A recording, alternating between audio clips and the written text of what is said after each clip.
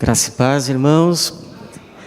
Hoje, mais uma vez, estamos no mês dos jovens e vamos ouvir uma mensagem trazida pelo seminarista Gabriel Amirati, que também tem estudado lá na Faculdade Teológica Batista de São Paulo, mas não apenas isso, tem servido aqui na igreja, aos adolescentes, e eu fico muito feliz por ele estar tendo essa oportunidade hoje.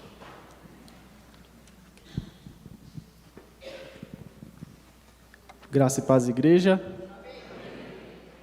Muito bom estar aqui novamente. Confesso que eu estou nervoso. Não é a primeira vez, mas não tem como, é muita responsabilidade, né? A gente fica um pouco apreensivo.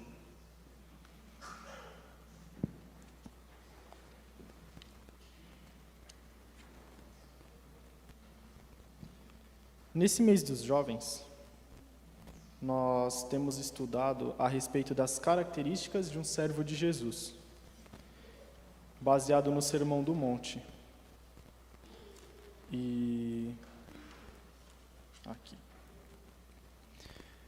Então, nós temos visto as características de Jesus baseado no Sermão do Monte.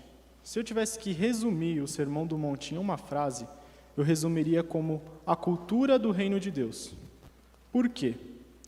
Porque a cultura, ela é um conjunto de comportamentos, valores, costumes, linguagens, expressões artísticas que um grupo de pessoas tem. Então, se a gente para pensar, nós brasileiros temos a nossa cultura. As pessoas que moram no Japão também têm a sua cultura, e assim sucessivamente. Mas o reino de Deus também tem a sua cultura. E por isso é importante nós conhecermos, né? E o Sermão do Monte, ele retrata isso de uma forma panorâmica, de uma forma resumida. Como é viver o reino de Deus? Por isso, antes de começarmos, né, eu gostaria de orar, para a gente aprofundar no ensino de hoje. Senhor meu Deus, eterno Pai, eu quero te agradecer pela oportunidade, Senhor. Venho aqui, Senhor, ser instrumento nas tuas mãos. Peço que o Senhor retire esse nervosismo e que, apesar de mim, possa entregar a tua mensagem a todos aqui presentes, os que estão acompanhando pela internet. Peço que o Senhor possa falar em cada coração de maneira particular e que a mensagem aqui possa trazer fruto aos corações. Eu oro em nome de Jesus. Amém. Agora sim, né? Porque eu já estava começando assim a orar, não pode. Bom, Jesus ele nos ensina no Sermão do Monte como alguém que pertence ao reino de Deus deve se comportar, deve viver, né? E através do Sermão do Monte a gente começa a refletir, a ter um parâmetro para saber se a nossa vida tem sido de agrado com Deus ou se tem sido seguido os padrões do mundo. E hoje nós vamos estudar um pouco a respeito do julgamento, porque o julgamento que nós temos tido hoje, a ideia, tem sido distorcida. Antes de falarmos a respeito de como Jesus vê a questão do julgamento, eu pesquisei no dicionário e encontrei algumas definições que eu gostaria de ler para os irmãos. Julgamento seria decidir uma questão na condição de juiz ou árbitro, ter uma opinião sobre algo ou alguém, um juízo de valor, tomar uma decisão ou avaliar algo. Tenho 2 exemplos para tudo isso que acabamos de ler. O primeiro é um juiz de um tribunal, né? Ele tem o poder de inocentar alguém ou de condenar. Se condenar alguém, ele pode aplicar uma pena, né? Que seria a quantidade de anos que essa pessoa vai passar na cadeia, se vai ter fiança ou não. Só que para ele tomar essa decisão, ele precisa se basear em algo, né? Ele tem as leis com que ele precisa avaliar para tomar essa decisão. Ele também precisa de provas, de testemunhas e precisa ser alguém que seja imparcial. Um outro exemplo que nós temos é uma competição, por exemplo. Acho que todos já viram MasterChef, né? Então é uma competição culinária em quem faz o melhor prato ganha a competição. Só que quem avalia, os jurados, são pessoas que têm base na culinária, são pessoas renomadas, têm seus próprios restaurantes, então eles sabem avaliar o preparo, a aparência do prato, como foi feita todo o processo e a organização. Então temos esses dois tipos de julgamentos. E hoje nós vamos ver como funciona o julgamento na visão de Jesus, porque nós, como pertencentes ao reino de Deus, devemos aprender a fazer isso da forma correta, entender como Jesus enxergava isso. Convido aos irmãos que abram a Bíblia de vocês em Mateus, capítulo 7, nós vamos ler dos versículos do 1 ao 6.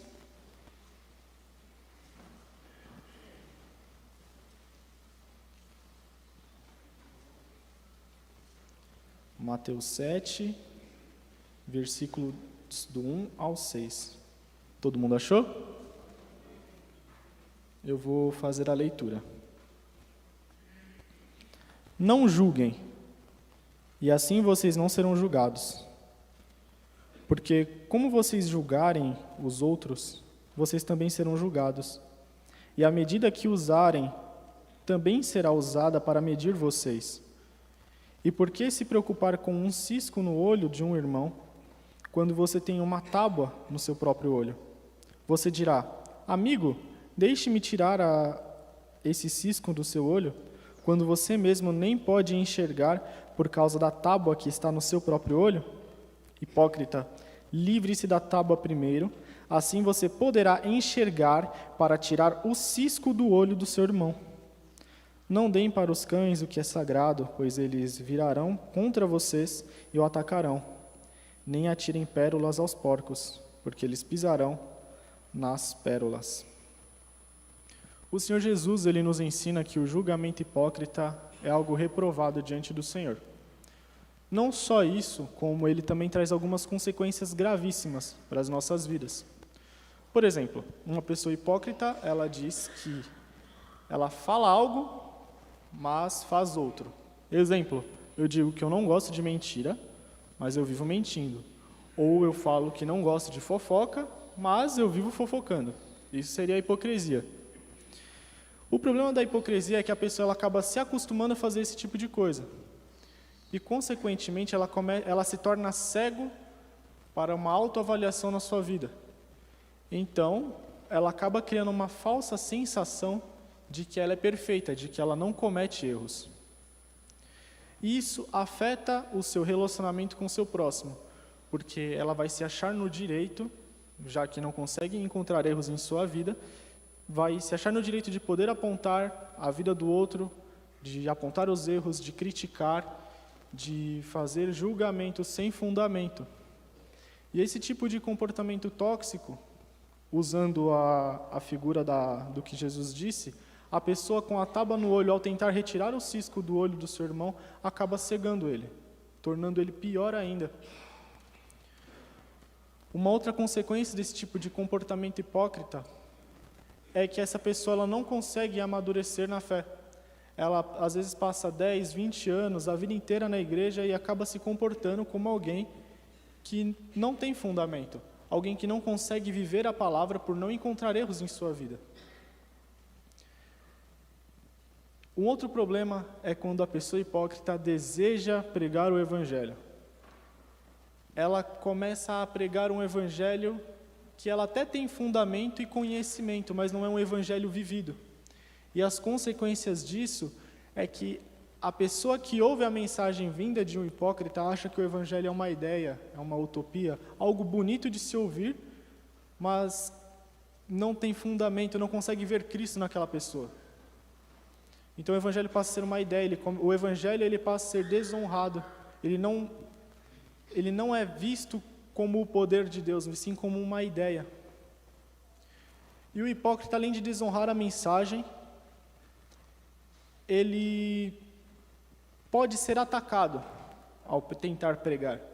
Não por ser um cristão, mas por ser alguém que vive algo diferente do que é anunciado. E Jesus ele nos diz algo pior do que tudo isso que foi dito. Ele diz que quando nós julgamos hipocritamente, ou quando nós julgamos, esse julgamento recai para as nossas vidas.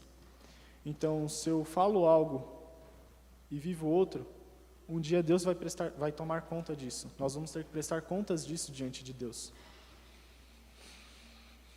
Um exemplo perfeito que a própria palavra nos traz sobre isso é a respeito de Davi. Acredito que todos já conheçam a história de Davi, Batseba e Urias, certo? Mas eu vou contar de forma resumida. Davi estava em seu palácio, né, na sacada do seu palácio, que fica num local alto, e quando ele estava apreciando a paisagem, ele viu uma bela mulher tomando banho. Então ele pediu para um dos seus servos para saber quem era aquela mulher, né? E ele soube que aquela mulher se chamava Batseba, era casada e o seu marido era um soldado, Urias, e ele estava naquele momento no campo de batalha. Então Davi ele pede para que alguém traga Batseba ao palácio. No palácio os dois têm relações e depois de um tempo Batseba engravida de Davi. Davi, para esconder o seu pecado, ele chama Urias para o palácio e tenta dar alguns dias de descanso para ele, para que ele possa descansar na sua casa, ter relações com a sua mulher e voltar para o campo de batalha. Mas isso não acontece porque Urias ele entende que não seria justo com seus companheiros de batalha descansar enquanto os outros estão na luta.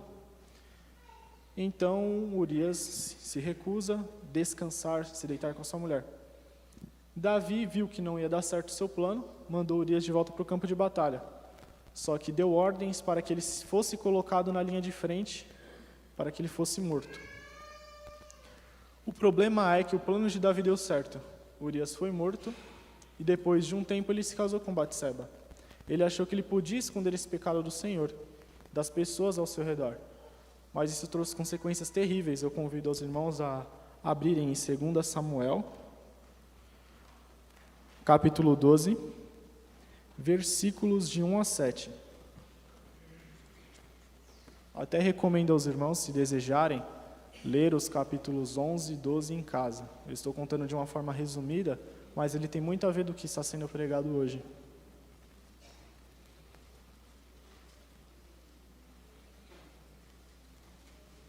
Amém? Está escrito assim: Então o Senhor enviou o profeta Natã, depois de tudo que foi dito, né? Para contar esta história a Davi. 2 homens moravam em certa cidade. Um deles era um homem rico e o outro pobre. O rico era dono de rebanhos, de ovelhas e de gado. O pobre, porém, possuía somente uma ovelha que ele comprou quando era bem pequena.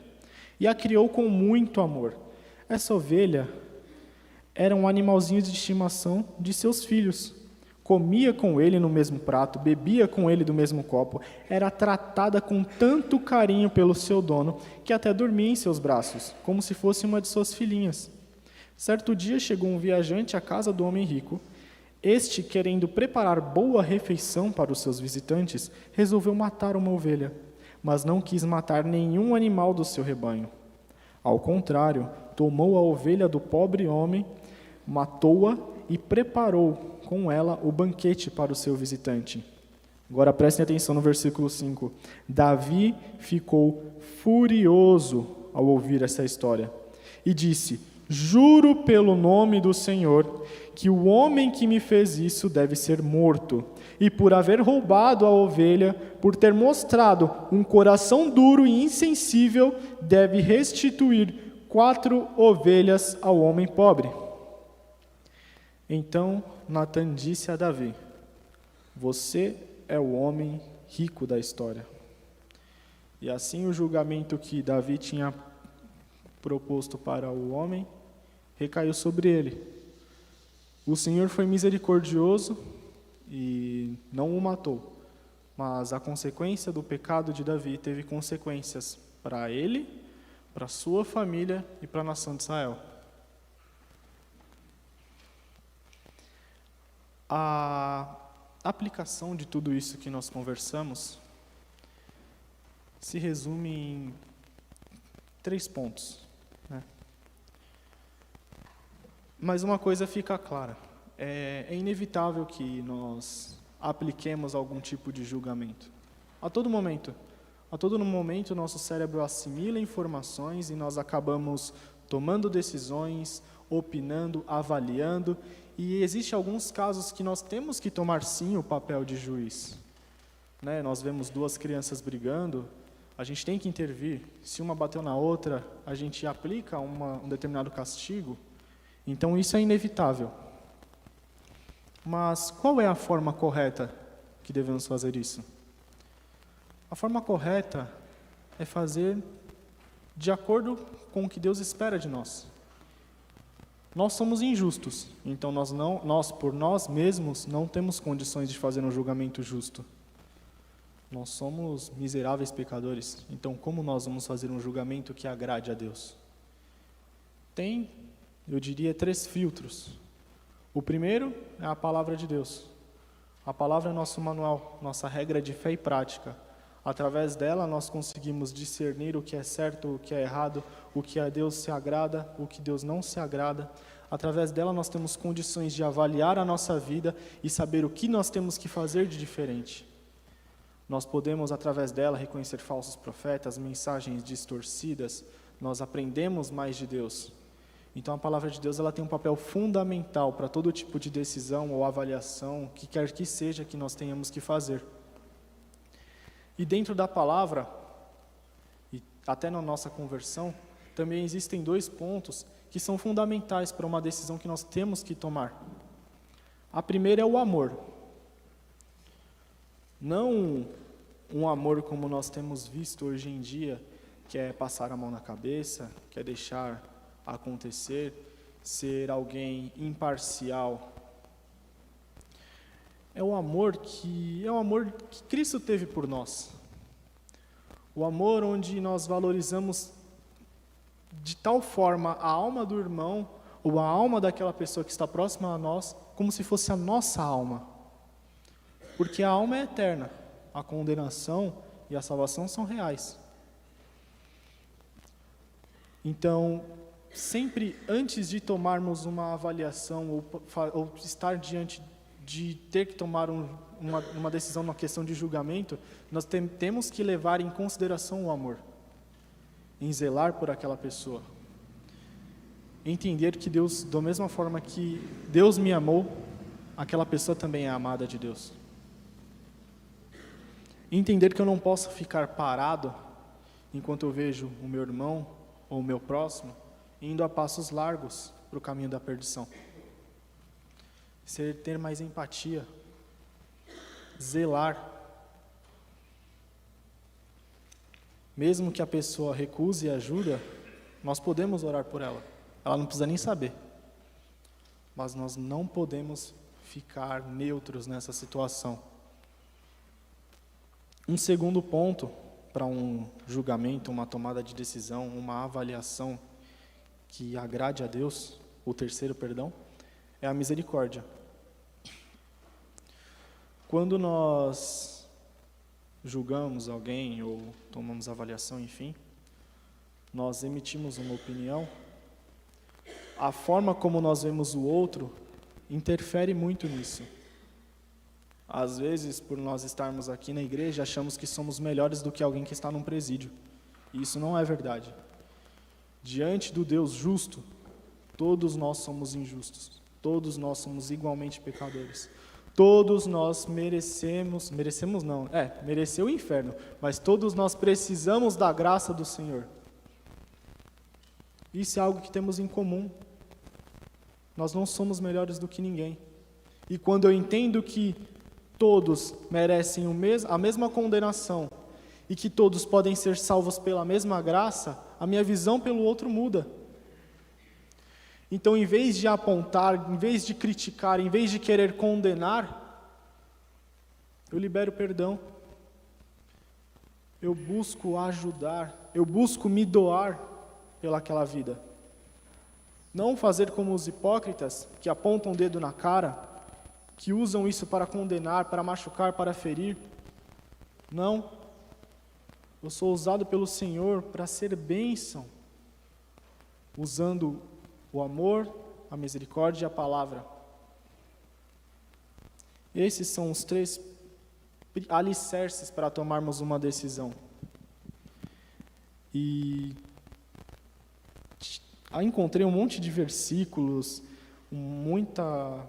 da própria Bíblia falando a respeito disso, né? Ame a Deus em primeiro lugar, ame o seu próximo como a ti mesmo, ame os seus inimigos e orem pelo que vos perseguem. Mas uma história que eu realmente vi e me tocou desde o primeiro momento que eu estava preparando a mensagem na direção do Senhor, foi a história de um homem que teve a sua filha assassinada por um serial killer.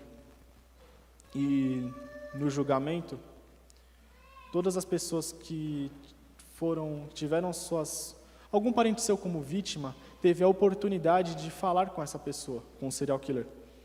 E todos estavam amaldiçoando, querendo que ele morresse de uma forma dolorosa, aplicando o juízo humano naquela pessoa.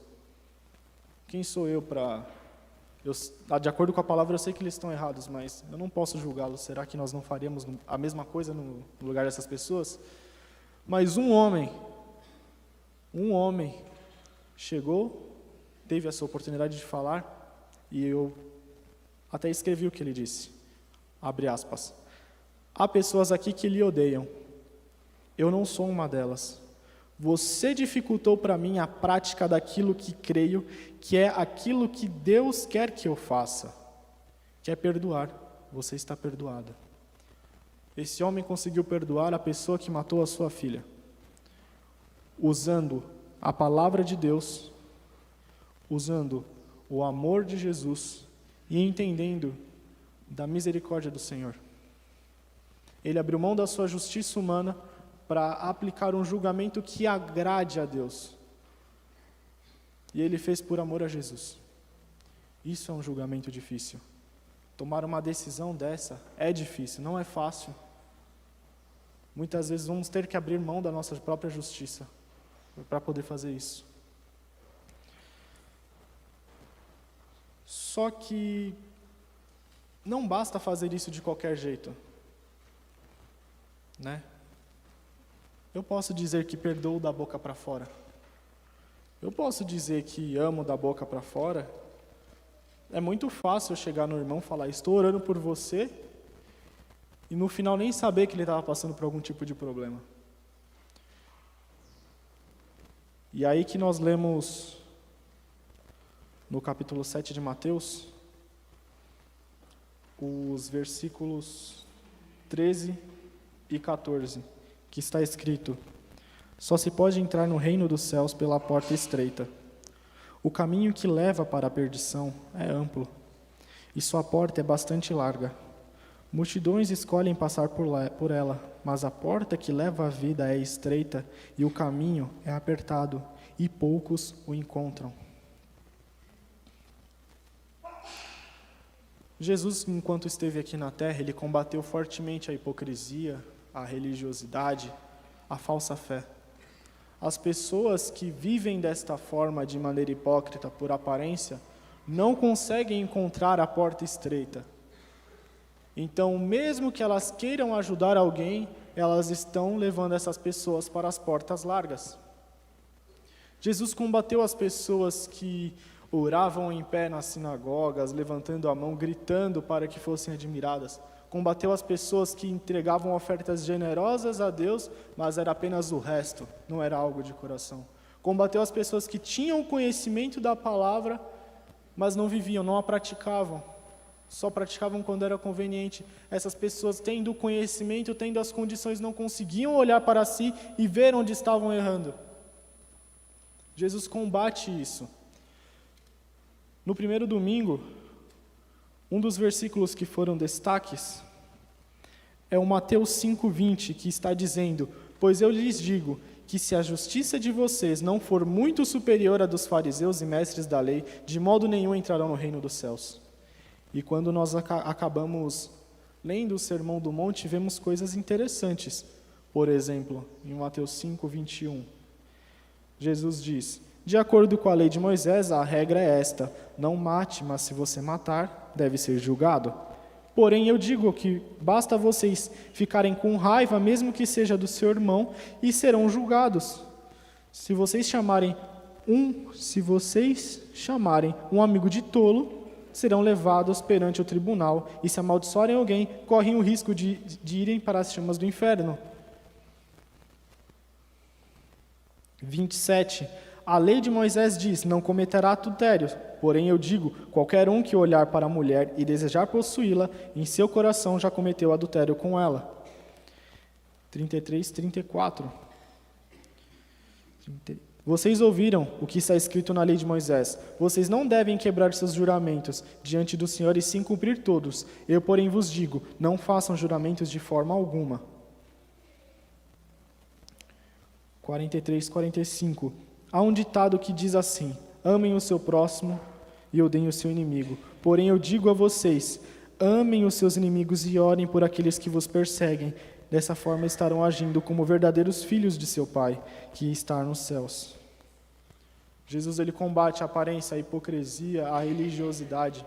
Ele nos desafia a irmos além, a viver o Evangelho, a não vesti-lo como se fosse uma roupa, e sim nos dedicarmos de corpo e alma, para que a gente não seja considerado hipócritas no dia do juízo, para que a gente não venha olhar para o outro com um olhar diferente do que nos é ensinado. Hoje nós temos uma nova oportunidade de agir diferente com os meus irmãos e agir de forma coerente com o Senhor. Um discípulo de Jesus, ele entende que deve se dedicar. A sua satisfação está em viver aquilo que Deus pede para ele. Então, façam uma auto-reflexão. Eu fiz, e muitas das coisas que estou falando para os irmãos, eu tive que reavaliar a minha vida e aplicá-la, para ter condições de vir aqui hoje. E eu digo aos irmãos, é um processo dolorido. É um processo dolorido você combater talvez algumas tradições, algumas formas como você já tem vivido. Mas é satisfatório saber que no fim eu estou agradando a Deus e não a mim mesmo, não o meu próprio ego. Amém? Vamos fazer uma oração? Senhor meu Deus, a mensagem foi entregue. E oro a Ti, meu Deus, para que apesar de mim a mensagem faça efeito, chegue aos corações como devem chegar. Que a gente seja frutificado com a Tua palavra, meu Deus. Que tanto eu, quanto os meus irmãos, quanto quem está ouvindo de casa, seja edificado, possa reavaliar a sua vida e viver de forma sincera diante de Ti, meu Deus. Que nós possamos julgar, tomar decisões, avaliar as coisas de uma forma diferente, como o Senhor nos ensina através da Tua palavra, meu Pai. Essa é a minha oração sincera, em nome de Jesus. Amém.